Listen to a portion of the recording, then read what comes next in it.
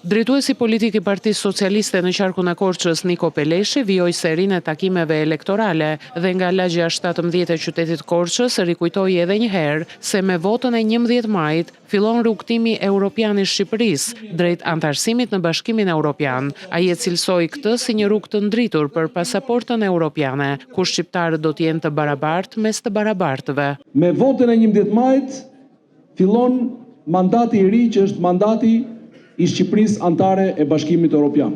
E konsiderojmë si finalen, si segmentin më të bukur, segmentin final të një rrugtimi që ka filluar shumë kohë më parë. Mëtej Peleshi përmendi edhe investimet madhore që do të realizohen në Korçë gjatë vitit të ardhshëm, duke filluar me gazifikimin si një nga veprat më të rëndësishme që do të ndërtohet në qytet. Ai foli gjithashtu për ndërtimin e spitalit të ri rajonal dhe projekte të tjera me ndikim të drejtë për drejtë në jetën e komunitetit. Ky është dhe mandati i projekteve të mëdha për Korçën.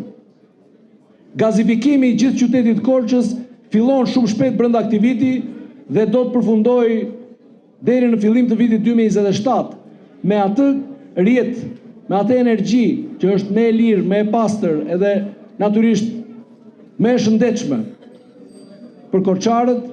Korça nuk i le asgjë standardit evropian të qytetit më të mirë po të donin Bashkimin Evropian.